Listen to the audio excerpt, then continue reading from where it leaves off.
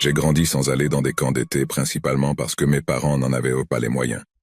Je me souviens qu'un an, j'ai demandé si je pouvais y aller, mais l'idée a été rapidement rejetée car mes parents arrivaient à peine à joindre les deux bouts. Cependant, j'ai pu assister à des camps sportifs en été qui étaient similaires aux camps d'été typiques, sauf que vous vous concentriez principalement sur un sport spécifique, dans mon cas, le basketball. C'était seulement une semaine pendant l'été et nous avons fait des exercices, joué des matchs, mangé, nous sommes fait des amis et nous nous sommes bien amusés. Après avoir obtenu mon diplôme, ma vie a pris une direction à laquelle je ne m'attendais pas. J'ai commencé à entraîner le basketball au lycée et à enseigner les principes fondamentaux du jeu aux enfants du primaire. Après une première année réussie en tant qu'entraîneur, j'ai contacté la communauté pour voir si un camp de basketball d'été serait quelque chose qui les intéresserait. J'ai été submergé par le soutien que j'ai reçu. Alors, avant la fin de l'année scolaire, j'ai trouvé un gymnase à louer et j'ai décidé d'organiser un camp de basketball pour les enfants de la 4e à la 10e année. Ce serait sur la base du premier arrivé, premier servi, et lorsque toutes les places seraient pleines, ce serait tout. Le camp aurait lieu du lundi au samedi, et ce serait aussi un camp de nuit. À ma grande joie, toutes les places ont été remplies en quelques jours seulement. J'avais hâte de me lancer dans cette aventure. Alors que nous préparions nos affaires le dernier jour de l'inscription, un homme très en colère est entré dans la salle de sport en criant « Hé, où penses-tu que tu vas?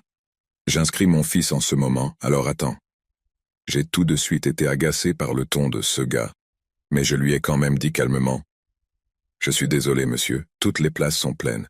Je suis désolé, j'aimerais pouvoir emmener tous les enfants. » Eh bien, ce type ne l'a pas accepté. Il a commencé à faire des histoires, à donner des coups de pied sur les chaises. J'ai essayé de le calmer pour pouvoir lui expliquer pourquoi je ne pouvais emmener qu'un certain nombre d'enfants. Mais il a continué à faire sa scène de crise de colère. Honnêtement, je me sentais désolé pour l'enfant. Heureusement, l'enfant n'était pas avec lui, donc je n'ai pas eu à en être témoin. Mais je comprends ce que ça fait de vouloir donner quelque chose à ses enfants, et parfois le monde dit non. Il est finalement parti après quelques minutes, criant que je n'avais pas vu le dernier de lui, et que je le regretterais. Maintenant, en tant qu'entraîneur, j'ai été menacé par des parents 1 million de fois, et je ne le prends jamais au sérieux. La plupart du temps, les parents veulent juste le meilleur pour leurs enfants, et disent des bêtises tout le temps, alors j'ai traité cet incident de la même manière. Enfin, c'était l'heure du camp. J'ai organisé le camp un peu comme les camps de basketball auxquels j'allais quand j'étais enfant, exercices, matchs amicaux, temps libre, et même des jeux amusants pour développer le caractère et la camaraderie d'équipe. Mon équipe d'entraîneurs et moi avons vraiment travaillé dur avec les enfants le premier jour. Cette première nuit, presque tous les campeurs dormaient à 8 ou 9 heures, ce qui était génial pour nous, car nous n'avions pas à essayer de contrôler et de calmer des dizaines d'adolescents. Ce modèle de travail acharné et de nuit précoce s'est poursuivi pendant quelques jours. Mercredi, je n'avais qu'un seul garçon qui voulait rentrer à la maison et après une bonne conversation, nous l'avons convaincu de rester. Cette nuit-là, vers 11 heures, je faisais mes rondes pour m'assurer que tous les enfants dormaient, ou au moins au lit et ne distrayaient pas les autres. Le camping était dans une ancienne école qui n'était plus utilisée pour les cours, mais il a été mis à jour et vraiment sympa. Pour vous donner une meilleure idée, les campeurs ont dormi dans plusieurs salles de classe. Avant de vous gratter la tête et de demander comment, avant le début du camp, nous sommes entrés et avons transformé les salles de classe en couloirs habitables. Ils ressemblaient beaucoup aux cabanes que vous verriez dans un camp d'été en plein air, uniquement à l'intérieur d'une ancienne école. Maintenant, après ma tournée, j'ai pu confirmer que la plupart des enfants dormaient, ou du moins dans leur lit. De l'autre côté des chambres à coucher se trouvait la salle de sport. Pour se rendre à la salle de sport, il fallait marcher dans un long couloir puis traverser la cafétéria, qui abritait également la scène où les étudiants avaient autrefois joué des pièces de théâtre et des spectacles de groupe. Alors que je marchais dans la cafétéria, j'entendais quelque chose venir de la scène. Je l'ai attribué à quelqu'un sur scène demandant à quiconque était là de descendre. J'ai supposé que c'était juste l'un des enfants ou un entraîneur ou quelque chose du genre, mais je ne comprenais pas pourquoi il serait là.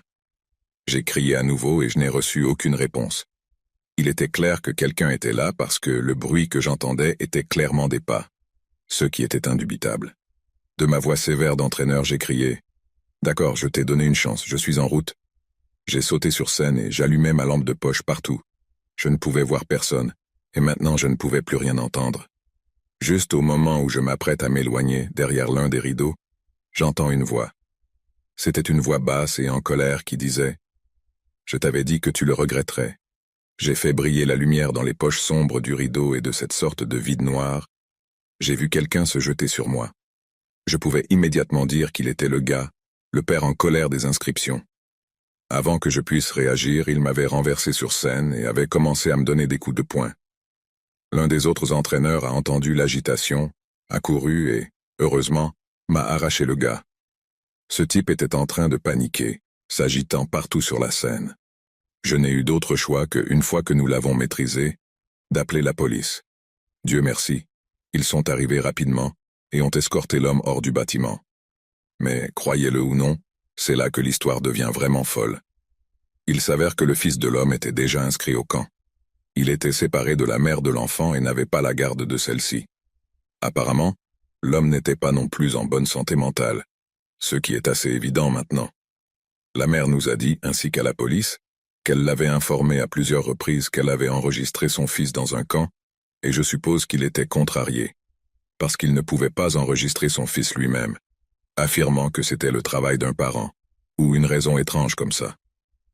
C'était une situation très compliquée, et j'ai dû passer la majeure partie de la journée suivante à contacter les parents et à leur faire savoir ce qui s'était passé et que leurs enfants étaient en sécurité. C'est le seul incident qui s'est produit comme ça, et je suis reconnaissant que cela n'ait pas ruiné le camp. C'était effrayant à l'époque et chaque année avant le camp, je pense à ce gars. Je n'ai aucune idée de comment il est entré, car toutes les portes étaient verrouillées et il n'y avait aucune fenêtre par laquelle il pouvait entrer. La seule chose à laquelle je peux penser, c'est qu'il est arrivé le premier jour et qu'il se cachait à l'école tout le temps que nous y étions, ce qui, rien qu'à y penser, me donne des frissons. Cela me fait penser que même lorsque vous pensez que vous êtes en sécurité, vous ne savez jamais vraiment qui pourrait vous surveiller.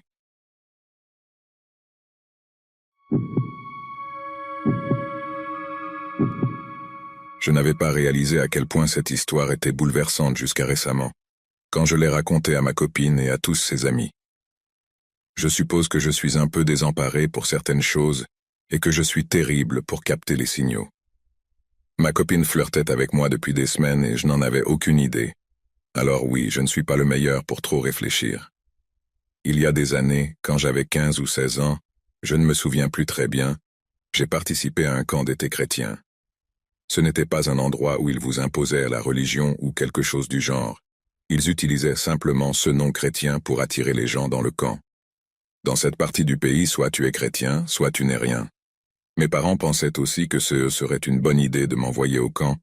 Ils pensaient que cela m'aiderait à socialiser et à me faire des amis, car je suis assez maladroit socialement. Eh bien, ils avaient un peu raison. J'ai rencontré Lautaro le premier jour du camp. Il portait un t-shirt Captain America et je portais une casquette Captain America. Nous en avons ri et nous nous sommes instantanément connectés. Lautaro était comme moi, socialement maladroit, avec un sens de l'humour sec et un énorme nerd de bande dessinée. Nous avons passé littéralement des heures à parler de bande dessinée et de ce que nous aimerions voir dans les films un jour, et c'était bien avant que le MCU n'existe. Je pense que Iron Man 1 venait de sortir avant le début du camp, et cet amour pour les bandes dessinées était ce qui nous séparait finalement, Lautaro et moi, du reste du camp. Tout le monde se divisait en grands groupes et faisait toutes sortes d'activités, et nous restions juste pour sortir. Nous détestions tous les deux l'eau, alors nous avons sauté toutes les activités de natation. Un jour, Lautaro m'a apporté un tas de feuilles de papier et m'a montré ses talents de dessinateur. Le gars était incroyable en dessin.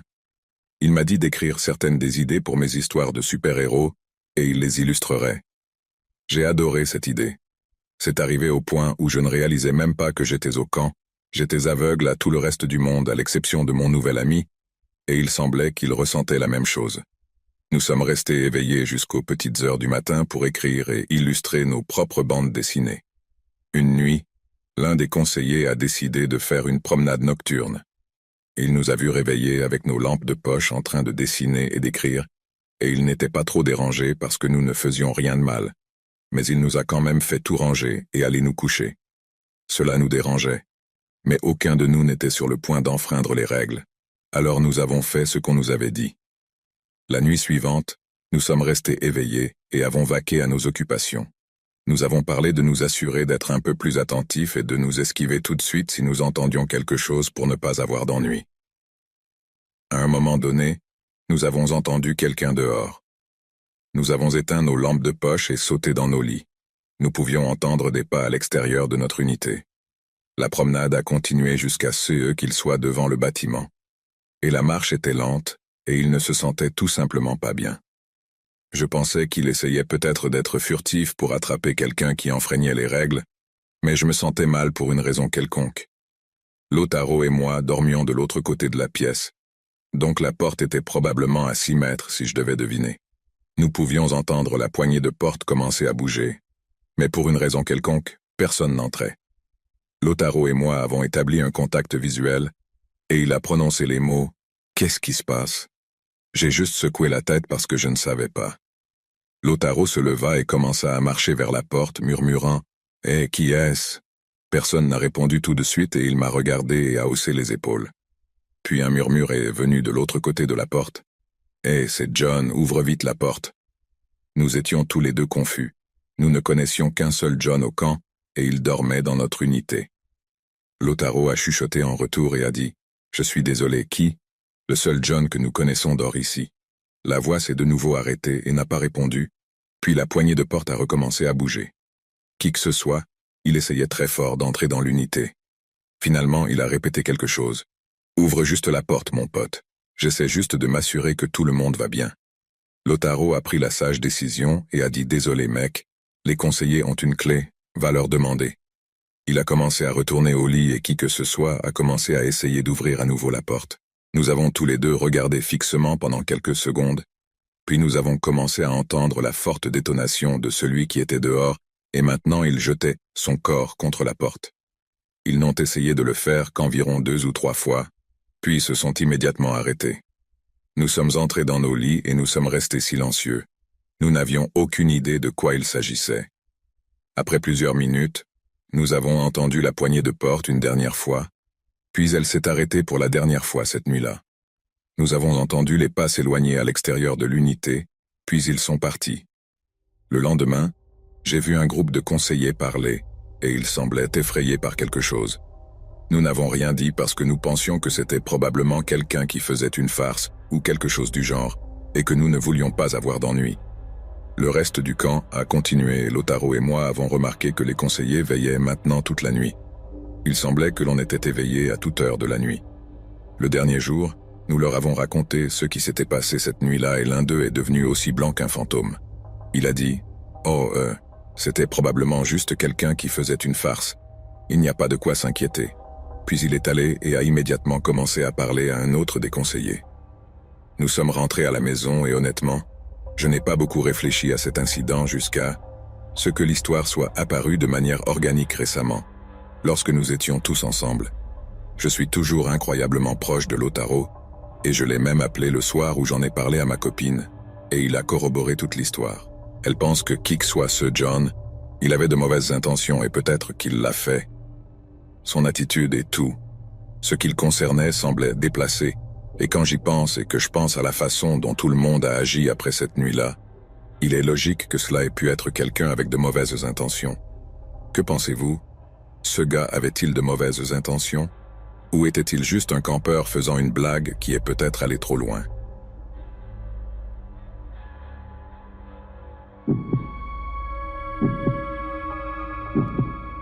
Quand j'étais plus jeune, j'étais désespéré de m'intégrer, et j'essayais n'importe quoi pour être considéré comme l'un des gars populaires.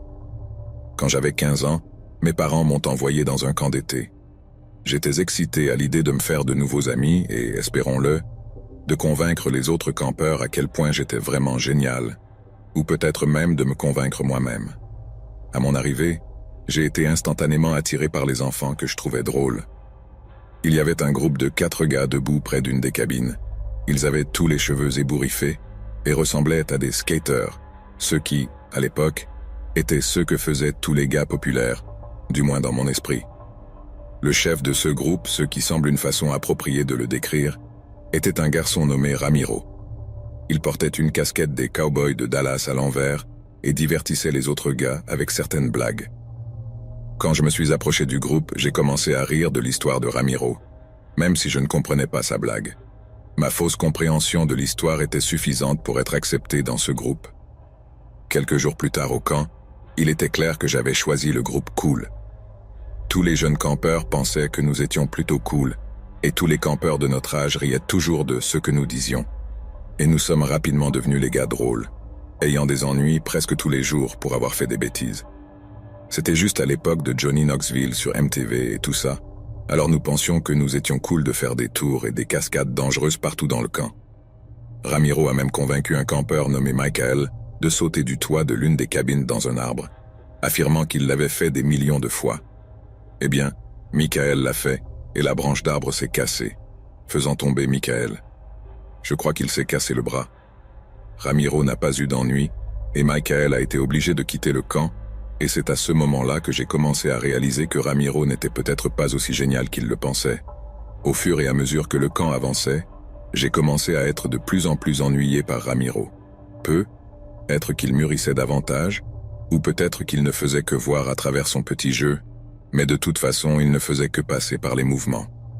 Au début, tout le monde se moquait de Ramiro et l'aimait, mais maintenant tout le monde commençait à s'énerver contre lui, et tout comme moi il était obsédé par ses blagues, et faisait des farces aux campeurs qu'il considérait comme des nerds ou inférieurs à lui. Une nuit, notre groupe était assis autour de nos lits superposés, en train de raconter des histoires effrayantes et des histoires sur des choses qui s'étaient passées dans nos villes natales. Et c'est à ce moment-là que Ramiro est intervenu et a dû nous surmonter tous. D'une voix confiante et presque arrogante, Ramiro a commencé à nous raconter une histoire et a dit « Pensez-vous que ce sont des histoires effrayantes ? Attends d'entendre celui-ci. J'attendais le bon moment pour sortir ça, mais ce soir semble être une bonne nuit. Je vous ai déjà dit que mon frère était venu dans ce camp il y a des années quand il avait mon âge. Il a dit qu'il y avait une cabane abandonnée dans la forêt.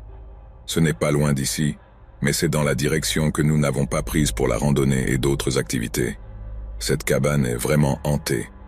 L'ancien directeur du camp avait l'habitude d'assassiner ses victimes dans cette hutte, jusqu'à ce qu'il soit attrapé et qu'il meure en essayant d'échapper à la police.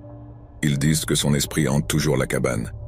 Si vous visitez la cabane hantée lors de nuits calmes comme celle-ci, vous pouvez entendre les esprits fantomatiques de toutes les pauvres âmes que le directeur du camp a emmenées. Je n'y ai pas cru une seconde.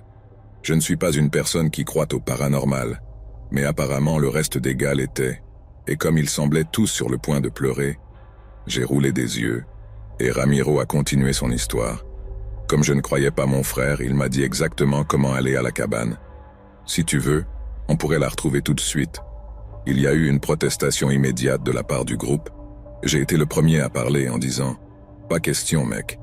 Pas parce que j'ai peur de ton stupide fantôme, mais parce que j'ai peur d'être attrapé et expulsé du camp. » Ramiro a ri et m'a appelé quelque chose que je ne vais pas écrire ici, et il a toujours eu une façon de manipuler les gens pour qu'ils fassent ce qu'ils voulaient.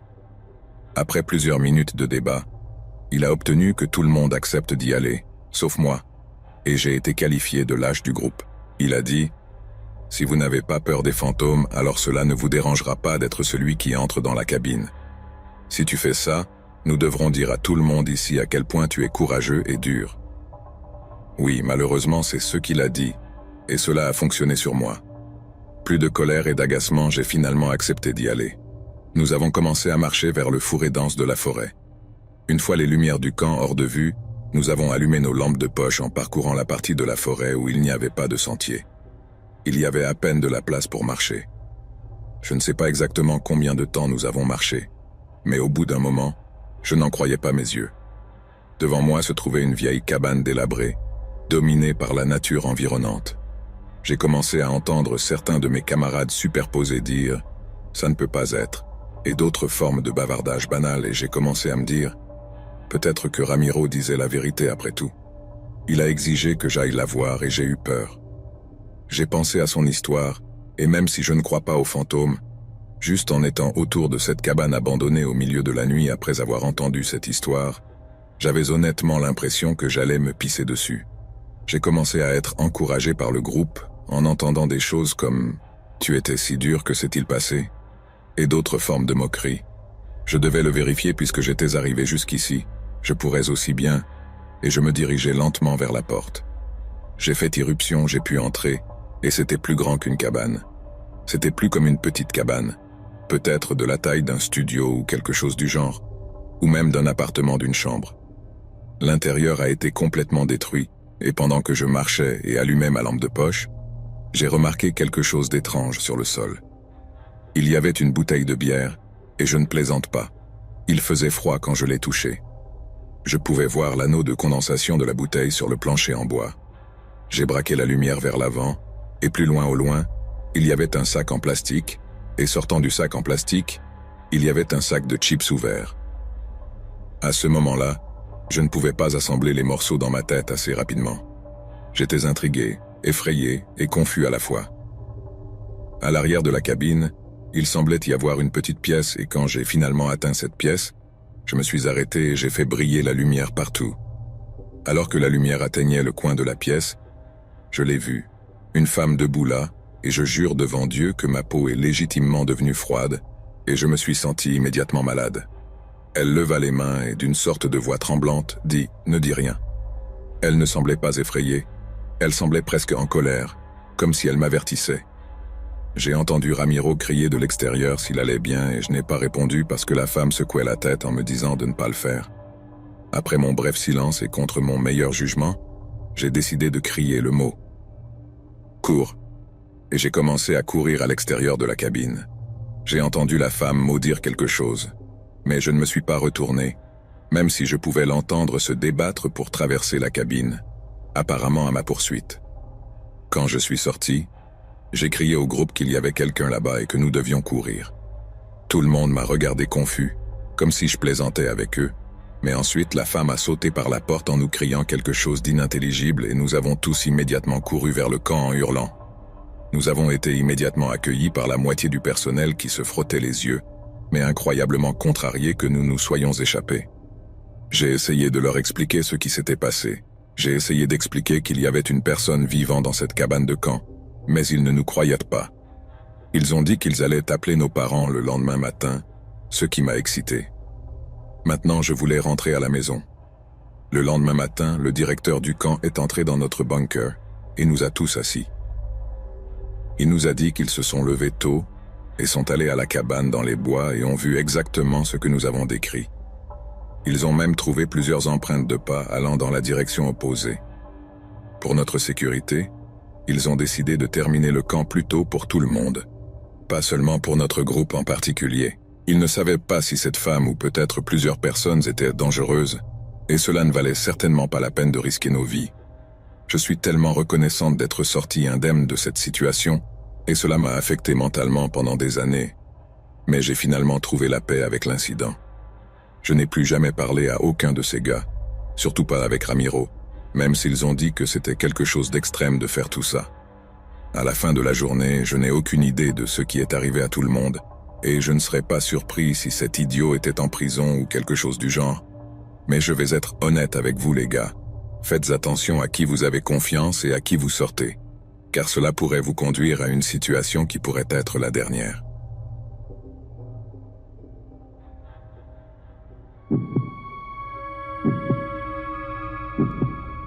Quand j'étais en 3e année d'université, l'un de mes conseillers et mentors m'a recommandé de faire du bénévolat dans un camp d'été pour adolescents. L'idée d'un camp d'été n'était vraiment pas mon truc, mais c'était l'un de ces emplois qui aurait fière allure sur mon CV pour un employeur potentiel, compte tenu de mon programme d'études. Avant la fin de l'année, j'ai fait des recherches sur la région autour de ma ville natale et j'ai trouvé un terrain de camping à seulement 1 heure de route et ils cherchaient des conseillers. J'ai saisi l'opportunité et après un entretien téléphonique avec un homme du nom d'Alfredo, j'ai obtenu mon poste. Ce camp particulier a commencé juste après le 4 juillet et a duré jusqu'à la 3e semaine d'août. Pendant la durée, nous verrions plusieurs itérations différentes de campeurs. Le 5 juillet, qui était la veille du début du camp cette année, je suis allé en voiture rencontrer Alfredo et tous les autres conseillers, le personnel et surtout pour me familiariser avec le terrain, qui était assez grand. Je suis arrivé vers 11 heures du matin et juste à l'extérieur d'une grande maison se trouvait un homme grand et trapu qui faisait signe de la main. À gauche de la maison, il y avait un parking et l'homme me faisait signe de me garer là.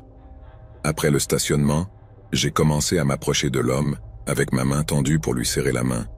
Et l'homme a commencé à rire avec un accent méridional et jovial en disant « Hé, on s'embrasse ici, mec. Je suis Alfredo, tu dois être Juliette. » Être étreint par un homme étrange me rendait généralement nerveux, mais ce type avait une sorte de qualité de Père Noël, seulement avec une barbe noire au lieu d'une barbe blanche. J'ai vite compris, en lui parlant, pourquoi tous les enfants l'aimaient et pourquoi ce camp avait des critiques aussi positives. Alfredo était un être humain incroyable, et il avait juste une présence qui vous donnait envie d'être là. Il m'a donné une carte et a personnellement commencé à m'escorter sur le terrain. Quand nous sommes arrivés au lac et avec sa voix toujours joyeuse, il a dit « Je vais te laisser avec ma femme maintenant. J'ai des choses formelles à faire, mais tu vas adorer, et elle t'emmènera là où les filles dorment. » J'ai regardé derrière moi et une belle femme plus âgée s'approchait du lac. Elle sourit et fit signe d'une voix énergique. « Bonjour Juliette. Je suis Maria, la femme d'Alfredo.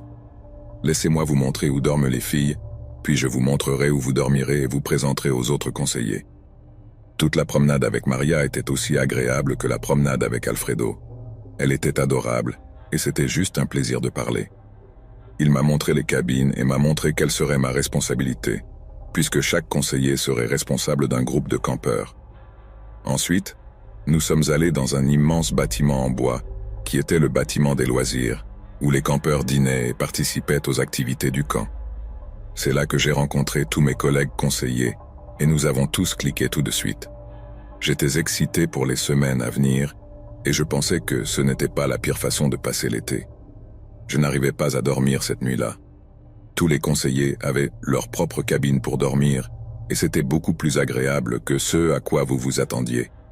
Nous étions 2 dans une chambre, et les chambres étaient suffisamment spacieuses pour que nous ayons de l'intimité si nous le voulions. Comme je n'arrivais pas à dormir, j'ai pensé que j'allais me promener dans le parc. Ma colocataire, Ashley, dormait profondément et ne s'est pas réveillée quand j'ai quitté la chambre. Je n'avais pas l'impression de fuir, car Alfredo et Maria m'avaient dit à plusieurs reprises que la terre était maintenant ma maison et que je pouvais faire ce que je voulais quand je n'étais pas avec les enfants. Le terrain était en quelque sorte encore plus beau la nuit. La quantité d'étoiles dans le ciel était impressionnante par rapport à ce à quoi j'étais habitué. En marchant, je me suis souvenu que j'avais un livre dans ma voiture et j'ai pensé que je pouvais l'emporter pour le lire dans ma chambre jusqu'à ce que j'ai sommeil. Sur le chemin de la voiture, je suis passé devant la grande maison que j'ai remarquée à mon arrivée. C'était un grand manoir blanc et les lumières étaient allumées à l'intérieur. Je n'avais aucune intention de fouiner, mais en passant, j'ai juste jeté un coup d'œil par les fenêtres. J'ai vu Alfredo et Maria parler à 2 hommes que je n'ai pas reconnus. Ces 2 gars n'étaient certainement pas du personnel du camp. J'essaie de ne pas juger les gens, mais ces gars-là semblaient être des gars assez douteux. L'attitude d'Alfred et Maria était également différente de la façon dont ils s'étaient comportés auparavant. Je ne pouvais pas les entendre, mais d'après ce que je pouvais voir, il semblait qu'Alfredo criait après ces hommes. Honnêtement, je n'y pensais pas beaucoup. Cela aurait pu être des amis ou même de la famille, et ce n'était pas mes affaires. Alors j'ai juste continué mon chemin. J'ai attrapé mon livre et j'ai commencé à rentrer à pied dans ma cabine. Je suis passé devant cette maison blanche et j'ai continué à marcher. Quand j'étais à une 30aine de mètres, quelqu'un a crié mon nom. Je me suis retourné et Maria me poursuivait pratiquement. Il a semblé se mettre sur la défensive et m'a demandé si je les espionnais ou envahissais leur vie privée. J'étais honnête avec elle et je lui ai dit que je ne pouvais pas dormir. Alors je suis allé me promener et j'ai juste attrapé mon livre. Elle avait un regard que je ne peux vraiment décrire, mais j'avais l'impression qu'elle ne me croyait pas. D'un ton dédaigneux, il a dit « Ça va, chérie. Retourne dans ta cabine, on a une super journée demain. » Je suis retourné à la cabine et j'ai essayé de lire, mais j'étais trop distrait par cette étrange interaction avec Maria. J'y ai réfléchi pendant un moment, et je me suis finalement endormi. Je me suis réveillé le lendemain matin en me sentant bien, même avec le manque de sommeil, et les campeurs sont arrivés, et le camp a officiellement commencé. La semaine a passé, et finalement j'ai oublié ma rencontre avec Maria. Une nuit, environ une semaine après le camp, je ne pouvais plus dormir. Il était environ 2 heures du matin, et j'étais juste allongé là. J'ai sauté parce que j'ai cru entendre un bruit. Je suis sorti dans le couloir pensant que c'était l'un des conseillers qui allait aux toilettes, ou peut-être même qui revenait à la cabine après s'être faufilé. Quand j'ai atteint la pause de l'escalier menant au salon, j'ai remarqué que toutes les lumières étaient toujours éteintes. Même dans le salon sombre, Je pouvais voir deux personnages apparemment passer à travers des sacs. Il y avait assez de lumière provenant de la lumière du capteur extérieur à travers la fenêtre. Je n'ai rien dit au début parce que je pensais toujours que ces deux personnes étaient probablement des conseillers. J'ai commencé à descendre lentement vers le salon, et quand j'ai finalement atteint le fond, l'une des silhouettes s'est retournée et m'a regardé. Je l'ai reconnu immédiatement. Il était l'un de ces deux gars que j'ai vu ma première nuit à marcher à côté d'Alfredo à la place. Ses yeux étaient grands ouverts et ses joues étaient complètement enfoncées. J'ai essayé de crier ou de dire quelque chose, mais je me sentais paralysé. Ils ont commencé à s'approcher lentement de moi et en même temps, il a attrapé quelque chose à l'arrière de sa taille. Finalement, j'ai pu pousser un cri et l'autre homme l'a attrapé par l'épaule et a dit « Nous devons partir maintenant ». L'homme ne m'a jamais quitté des yeux et a reculé jusqu'à ce qu'il recule par la porte et se soit apparemment enfui dans la nuit. Quelques secondes plus tard, plusieurs conseillers sont sortis et m'ont vu trembler au pied de l'escalier. Je bégayais en parlant, mais j'ai pu leur dire ce qui venait de se passer. L'un des conseillers a appelé Alfredo, qui est arrivé tout de suite dans son VTT, et je lui ai expliqué ce qui s'était passé, puis, bruyamment, devant tout le monde, j'ai dit que c'était les deux gars à qui je l'avais vu parler la première nuit ici. Alfredo avait l'air confus et a juste ri de cette même voix joviale en disant « Chérie, je n'ai aucune idée de quoi tu parles. Je ne me souviens pas avoir parlé à qui que ce soit cette nuit-là, à moins qu'il ne travaille ici au camp. » Les va-et-vient ont continué pendant un moment jusqu'à ce qu'Ashley m'attrape et m'éloigne, parce qu'elle pouvait voir que j'étais sur le point de perdre mon sang-froid. Alfredo est finalement parti et nous a dit qu'il alerterait les autorités compétentes et que nous n'avions rien à craindre. Après son départ, certains des gars qui ont laissé leur sac dans le salon ont remarqué que leur portefeuille avait été volé et bien que ce soit terrible, heureusement, nous n'avons pas tous été volés. Le lendemain, j'ai raconté à Maria ce qui s'était passé et que certains des garçons avaient été volés. Elle m'a regardé directement et m'a dit « Quoi que tu penses qu'il se passe, tu as tort. C'était un incident terrible et il sera résolu. » J'ai décidé de partir juste après cette conversation, car je n'avais pas signé de contrat ou quoi que ce soit du genre. J'ai senti qu'il était de mon droit de simplement dire au revoir, et j'ai approché Alfredo et lui ai essentiellement dit que je démissionnais en un mot. Il ne m'a pas empêché de partir et s'est simplement excusé pour mon séjour désagréable. Je n'ai jamais poussé cela plus loin, et je n'ai jamais eu de vraie réponse sur qui étaient ces gars, ce qu'ils voulaient et quelle était leur relation avec Alfredo et Maria.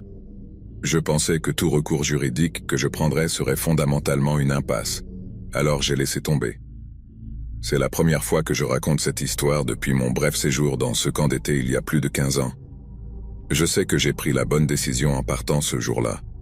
J'avais un mauvais pressentiment dans l'estomac, que je reverrais certainement ces intrus si je restais, et je suis heureux de n'avoir plus jamais eu à faire face à un camp d'été.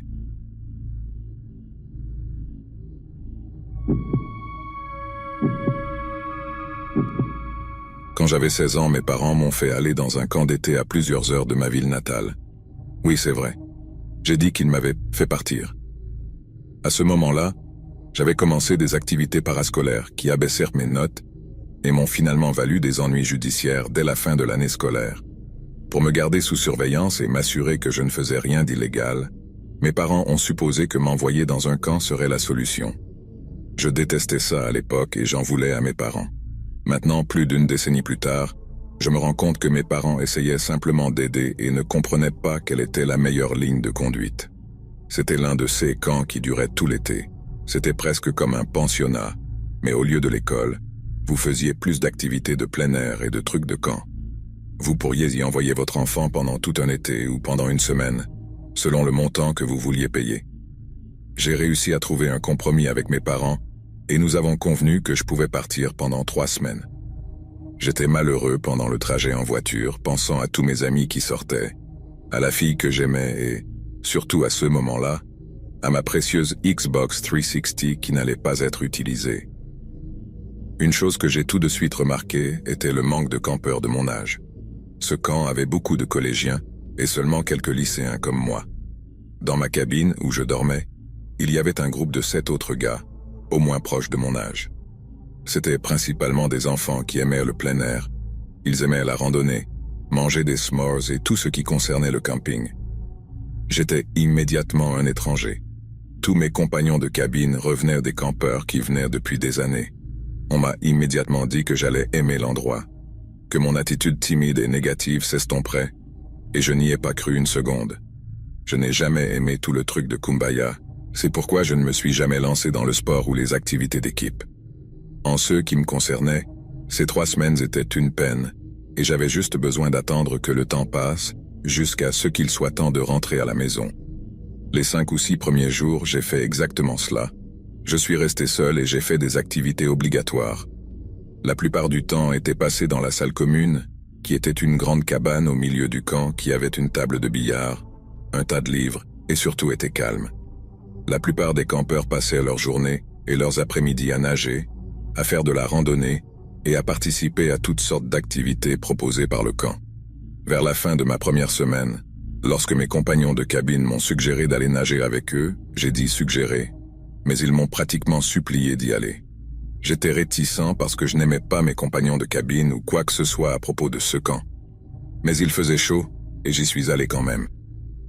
J'ai été surpris de m'avouer que j'avais vraiment passé un bon moment. Et c'est à ce moment-là que le camp a commencé à ressembler à plus qu'une simple prison. Je m'amusais, croyez-le ou non. Je n'arrivais pas à y croire. Après cet après-midi, je ne pense pas que je sois jamais retourné dans la salle commune.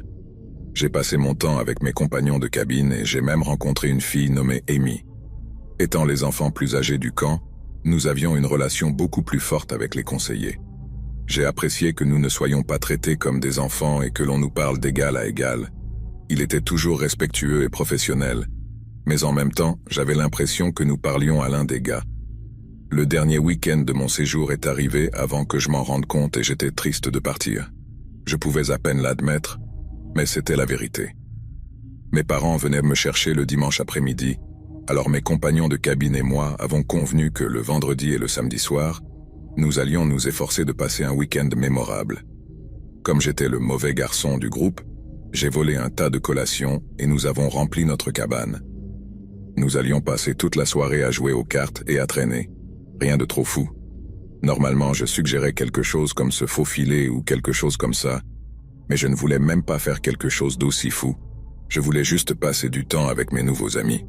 Un peu après minuit, certains des gars se sont endormis. 4 d'entre nous jouaient au blackjack et utilisaient des mini-bonbons comme jetons de paris. Un de mes amis, qui était allongé dans son lit mais pas endormi, a sauté de façon erratique et a crié « Waouh, qu'est-ce que c'était que ça ?» Son mouvement soudain et son ton aigu nous ont tous alarmés. Nous lui avons demandé de quoi il parlait. Il s'est arrêté une minute et, regardant par les fenêtres, a dit « Je jure que je viens de voir quelqu'un dans cet arbre, et quand nous avons établi un contact visuel, il s'est juste levé et a couru. » Nous avons tous ri en pensant qu'il était juste un idiot. Les fenêtres ne sont pas comme des fenêtres normales. Au sommet de la cabane, là où les murs rencontrent le toit, il y a une longue fenêtre qui entoure tout le périmètre de la cabane. Elle s'est énervée et a même eu les larmes aux yeux. Non, ce n'était pas une blague, j'étais complètement dévoué à la blague à ce stade. Un de mes amis en doutait, déclarant qu'il n'y avait aucun moyen de voir par les fenêtres du chalet, surtout à cette heure, et il a passionnément commencé à être en désaccord. Il nous a dit de nous allonger sur son lit et de regarder par la fenêtre. Et mon Dieu, il avait raison. On pouvait voir les arbres depuis la fenêtre et d'une voix nerveuse, il a dit « Je cherchais l'arbre et j'ai cru voir un visage. Je sais que ça a l'air fou, mais j'ai juste regardé fixement et je n'ai rien dit. Quand j'ai commencé à vraiment me concentrer, je pouvais enfin le voir. C'était un visage et il me regardait directement. Quand j'ai réagi, il a sauté. J'ai entendu ses pieds toucher le sol, mon pote. Un de mes amis nous a suggéré d'aller dehors et de regarder la saleté sous l'arbre. S'il y avait des empreintes de pas ou des signes d'activité, nous alerterions les conseillers, mais sinon, nous l'attribuerions simplement à son imagination. 2 amis et moi sommes sortis, et nous n'avons même pas besoin d'aller à l'arbre. Debout juste à côté de la cabane, presque comme caché, se trouvait une personne. Nous nous sommes arrêtés brusquement, pointant du doigt, et l'homme nous a entendus, nous a regardés avec l'un des visages les plus horribles qu'il ait jamais vus et a couru dans la forêt. Nous avons tous couru aussi vite que possible pour retourner à la cabine. Nous crions, mais pas assez fort pour que les conseillers nous entendent. Au lieu de les réveiller, pour une raison quelconque, Nous avons décidé de délibérer sur la situation et de déterminer le meilleur plan d'action avant de prendre une décision. Sans avertissement, l'un des conseillers est entré en courant dans notre cabine, a verrouillé la porte et l'a immédiatement verrouillée. Il était tendu et a crié fort « Éteignez les lumières, mettez-vous dans vos lits ». Nous avons essayé de lui demander ce qui n'allait pas, en lui disant ce que nous avions vu, mais il nous a presque ignorés. Quelques minutes plus tard, nous avons vu les lumières des camions des Rangers. Le conseiller est sorti pour parler aux Rangers et quelques secondes plus tard, tous les autres conseillers étaient là pour parler aux Rangers et l'un des Rangers était une femme blonde. Je ne pouvais entendre ce qu'aucun d'eux disait. Il semblait erratique et nerveux alors qu'il lui criait dessus. Elle a pointé du doigt la forêt, a hoché la tête. Puis les Rangers sont montés dans les camions et ont commencé à partir. Les conseillers se tenaient tous dehors au centre des cabines pour parler pendant quelques minutes. Chacun d'eux est finalement allé dans les différentes cabines et nous a dit que c'était une fausse alerte et que nous devions aller nous coucher.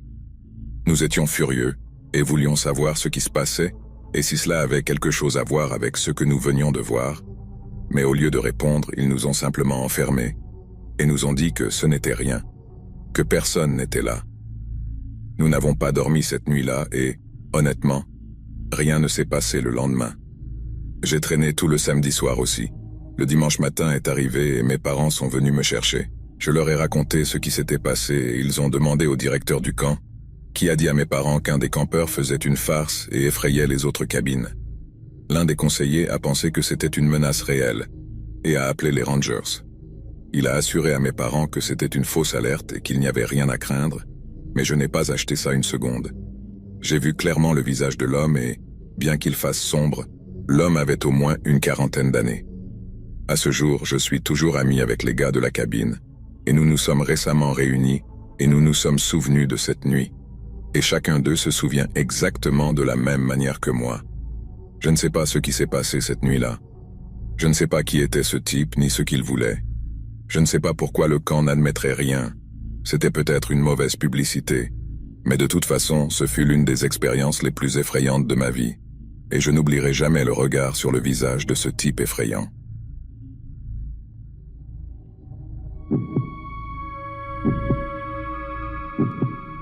J'ai toujours aimé les camps et les camps d'été, même depuis que j'ai regardé des films comme Heavyweights ou Camp Nowhere, avant d'assister à un camp d'été. Ici, dans le nord-est, il y a un camp d'été populaire auquel j'ai commencé à assister vers l'âge de 12 ou 13 ans. Nous avions un ami de la famille qui travaillait là-bas, et il a pu accorder une réduction à mes parents, car sinon, il n'aurait pas eu les moyens de m'envoyer. J'ai participé au camp presque tous les étés pendant mon adolescence, créant de bons souvenirs et des amitiés qui ont duré longtemps. Une fois l'université arrivée, j'ai pris une pause pendant l'été pour faire des stages nécessaires à l'obtention de mon diplôme. J'ai aussi travaillé à temps partiel dans une épicerie locale pour gagner de l'argent réel pour sortir avec mes amis, payer un téléphone portable, etc. Après avoir obtenu mon diplôme, la première chose que je voulais faire était de trouver un nouvel emploi. J'en avais assez de travailler dans le commerce de détail pour le reste de ma vie, et je voulais essayer de trouver quelque chose de différent. J'ai eu quelques entretiens, mais je n'ai rien pu obtenir de concret. Juin est arrivé et mes parents ont invité ce même ami de la famille, qui travaillait encore au camp d'été à dîner. Mes parents ont mentionné qu'elle cherchait un emploi et elle a dit « Pourquoi ne viens-tu pas travailler au camp? Ils sont toujours à la recherche d'aide et je peux parler en bien de vous. » Bien sûr, je me suis dit que c'était bien mieux que de scanner et d'emballer des courses et de ramasser des chariots. J'ai eu un entretien très informel au téléphone, parlant essentiellement de moi et de mon expérience d'enfant au camp. En gros, ils m'ont donné le poste sur place car après quelques questions, ils ont dit que cela fonctionnerait. Je travaillais pendant 2 semaines et je pouvais rentrer chez moi pendant 1 semaine, ou rester et travailler pendant le changement de session. Les campeurs pouvaient également rester entre les sessions, mais dans ce camp, les sessions principales duraient 2 semaines. J'ai décidé que je travaillerais pendant 2 semaines, puis que je prendrais 1 semaine de congé, et, si tout se passait bien, j'envisagerais de rester pendant la semaine de transition pour gagner de l'argent supplémentaire. Le travail était vraiment facile. Je n'étais pas vraiment un conseiller. J'aidais davantage dans la cuisine ou avec certaines des activités de plein air, et je me dirigeais vraiment vers n'importe quel domaine qui avait besoin de moi, ou qui avait besoin de plus d'aide. J'ai passé presque tout l'été sans incident. Je n'ai pas gâché le travail, et tous les enfants étaient gentils, et nous n'avons eu aucun problème majeur. Comme nous n'étions pas conseillers, nous avions nos propres chambres et endroits pour dormir. Les conseillers et les co-conseillers sont restés dans les couchettes où certains des autres travailleurs avaient un peu plus de liberté. Certains des autres travailleurs occupant des postes similaires aux miens vivaient assez près pour rentrer chez eux tous les jours. Je me souviens d'une nuit, je crois en août, il faisait particulièrement chaud. J'avais du mal à dormir, je ne pouvais pas me sentir à l'aise, et je tournais et tournais pendant des heures. J'ai décidé de me lever, de prendre de l'eau, et d'aller dehors pour voir si l'air nocturne était plus rafraîchissant. Je suis tranquillement sorti par la porte d'entrée, et j'ai été soulagé de voir à quel point l'air nocturne était agréable, beaucoup plus confortable qu'à l'intérieur. J'ai pris quelques gorgées d'eau et j'ai commencé à regarder le ciel nocturne quand j'ai remarqué quelque chose du coin de l'œil. Il y avait quelque chose qui clignotait à l'extérieur de l'une des couchettes, comme si quelque chose bloquait ou secouait la lumière à l'extérieur de l'une des cabines. J'ai commencé à m'approcher et j'ai vu quelque chose à l'extérieur de la porte, sous la lumière.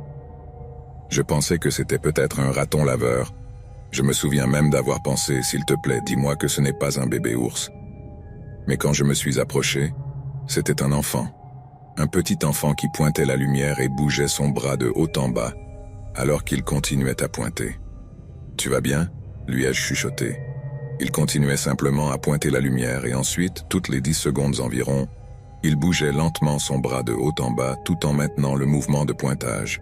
« Est-ce votre lit superposé ?» j'ai dit et toujours rien. « D'accord, allons à l'intérieur et allons dormir maintenant. » Le garçon a accepté et est venu avec moi. Quand j'ai ouvert la porte, j'ai réveillé le co-conseiller et lui ai dit « Hé, il y avait un enfant à l'extérieur de votre couchette, quelqu'un qui aurait pu facilement s'échapper. » Il a été surpris et a dit « Comment est-il sorti ?»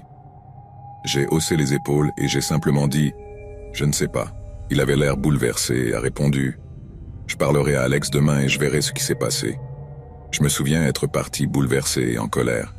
Je ne connaissais pas les règles, mais je savais qu'il y avait une formation et des mesures de sécurité en place pour s'assurer que les campeurs étaient en sécurité à tout moment. Et une sorte de protocole avait clairement été négligé pour qu'un campeur soit dehors la nuit sans surveillance. J'étais très occupé le lendemain, et l'incident m'a brièvement échappé jusqu'à ce que je me dirige vers le bâtiment principal avec des fournitures d'artisanat pour un projet sur lequel les enfants travailleraient. Quand je suis arrivé à la salle d'art, il y avait des enfants qui terminaient des projets et se préparaient à descendre dans le couloir pour manger. Et j'ai vu le même enfant de la veille. Cette fois, je me tenais dans un coin avec mon visage regardant droit vers le mur. J'ai regardé l'un des collègues et j'ai dit « Qu'est-ce qui se passe ?» Elle l'a regardé et a dit « Je ne sais pas, il ne me répond pas non plus. » J'ai marché jusqu'au coin. « Bonjour mon ami, tu te souviens de moi? Et si on allait chercher quelque chose à manger ?» Pas de réponse, mais j'ai remarqué que ce n'était pas complètement silencieux. J'entendais quelque chose comme des chuchotements, comme si quelqu'un parlait, mais je ne comprenais pas les mots. En m'approchant, il est devenu un peu plus fort et maintenant je pouvais voir que la bouche de l'enfant bougeait et que ses yeux étaient fermés. Il chuchotait très vite et très bas. Je lui ai tapoté l'épaule et il est sorti avec un énorme sourire sur le visage. « Salut, je suis Timmy », a-t-il dit en s'éloignant du mur et en commençant à sauter vers la porte pour se diriger vers le café. Un autre jour passa et je me levais tôt, comme tous les matins. Normalement, je me promenais avant de me doucher et j'aimais être debout avant que la journée ne soit trop chargée et que tout le monde utilise les installations. Mais ce matin-là, il y avait déjà beaucoup de collègues debout et dehors, tous rassemblés pour parler, alors je marchais lentement vers eux et dis « Waouh, tout le monde est debout tôt aujourd'hui. » Oui, nous n'avons pas beaucoup dormi. L'un des campeurs d'Alexandre a dû rentrer chez lui au milieu de la nuit. Il a eu une sorte d'épisode. Il a effrayé beaucoup d'autres campeurs et certains d'entre eux ont également été récupérés par leurs parents. C'était le discours du camp pour les prochains jours, avec des histoires jouant le jeu du téléphone et devenant de plus en plus exagérées à chaque fois que je les écoutais. Une chose que j'ai entendue d'un conseiller principal que je n'ai jamais pu confirmer, c'est qu'il y avait des égratignures ou des sculptures sous la couchette du bambin, et il a décidé de remplacer certaines planches, mais je pense que c'était peut-être juste des ragots de camp, et pas vraiment réels. Je ne suis pas retourné au camp depuis des années, mais de temps en temps j'y repense et à tous les bons souvenirs que j'ai créés. Et de temps en temps, Je repense à cette histoire et je me demande ce qui est vraiment arrivé à ce pauvre enfant.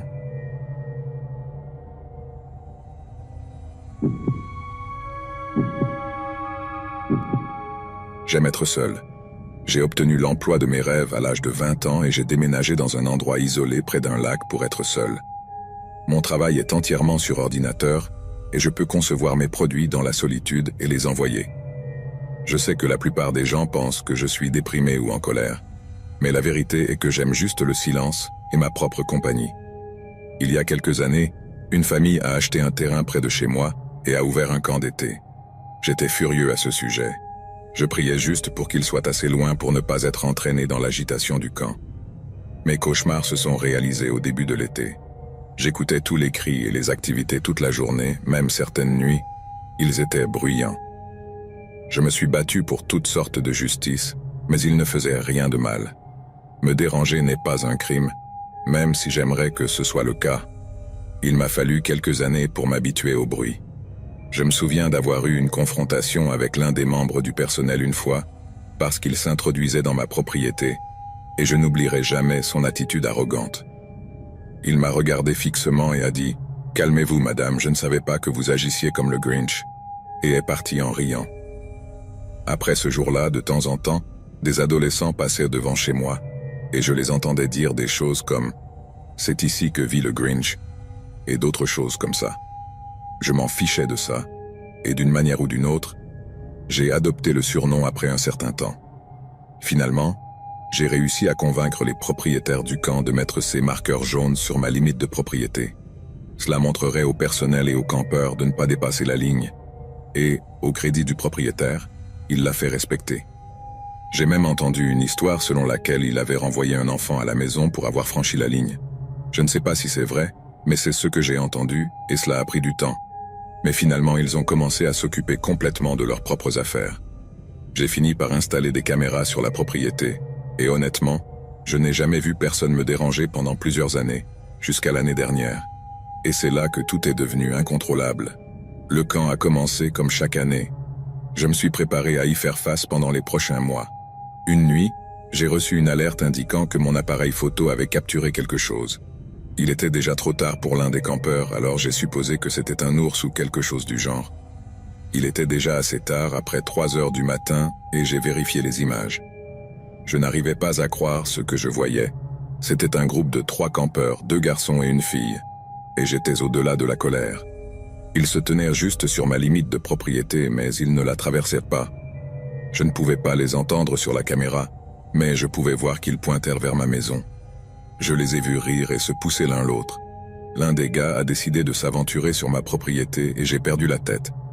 J'ai attrapé une canne en métal que j'avais et je suis presque sorti pour leur donner un morceau de mon esprit. Quand je me suis retourné, ils étaient déjà partis tous les 3. Je ne savais pas s'ils revenaient au camp ou s'ils étaient complètement sur ma propriété maintenant. Mais la prochaine chose que je savais, quelqu'un frappait à ma porte et je me figeais. J'ai commencé à me diriger vers la porte d'entrée et j'ai entendu frapper à la porte de derrière. J'ai commencé à marcher vers la porte arrière et j'ai regardé par la fenêtre et j'ai vu l'un des gars debout à la porte. Alors que je regardais vers la porte arrière, j'ai entendu la porte d'entrée s'ouvrir. Maintenant, je sais qu'il l'avait verrouillée, alors celui qui était ce gars a cassé la serrure et a ouvert la porte. J'ai entendu cette voix suffisante résonner dans le couloir. « Salut Grinchy, es-tu là? On veut juste te voir. » J'ai entendu la fille et lui rire, et je me suis caché derrière la porte de mon arrière-boutique. J'ai entendu l'un des gars ouvrir la porte de derrière et dire « C'est la maison du Grinch. Tu crois qu'elle est à la maison? » J'avais peur. Je sais qu'ils étaient adolescents, mais c'était à 3 contre 1 et ces 2 gars étaient grands pour les adolescents. J'ai entendu les 3 explorer ma maison, siffler et m'appeler par le surnom qu'ils m'avaient donné au camp. Comme je leur ai dit, je sais qu'au moins l'un d'eux était à l'étage parce que j'entendais les pas au-dessus de moi, et un autre est entré dans la pièce où je me cachais. Je parcourais les tiroirs et regardais toutes mes affaires. Ils sont finalement partis après ce qui semblait être une éternité. Quand j'ai regardé ma maison après, je me suis senti malade. Ils m'avaient volé beaucoup de choses et avaient laissé ma maison en désordre complet. Je ne pouvais pas comprendre pourquoi quelqu'un ferait une chose aussi horrible sans raison. J'ai immédiatement appelé la police et ils sont arrivés chez moi en une 30aine de minutes. J'ai rapporté ce qui s'était passé, et bien sûr, je n'avais aucune preuve. L'un des adolescents avait utilisé mon ordinateur et avait apparemment supprimé tous les fichiers vidéo que j'avais attachés à mon appareil photo, et je ne savais pas s'il y avait un moyen de les récupérer ou non. Je suis allé camper le lendemain matin. J'en ai parlé au propriétaire, qui m'a essentiellement accusé de mentir, car notre relation jusque-là n'avait pas été la meilleure. Je pensais qu'il essayait une autre tentative pour le ruiner, lui et son camp. C'était ses mots, pas les miens. J'ai mis la maison en vente peu de temps après cet incident et j'ai déménagé dans un autre bel endroit isolé. Je ne sais pas à quel point cette histoire pourrait être effrayante pour vous, mais lorsque vous êtes coincé chez vous et que vous avez des adolescents imprévisibles que vous n'aimez pas activement traîner, faites-moi savoir si vous avez peur aussi. Je sais que je ne suis pas la personne avec qui il est le plus facile de s'entendre, mais ce que ces gars m'ont fait est complètement injustifié et montre simplement que certaines personnes ne sont que d'horribles êtres humains.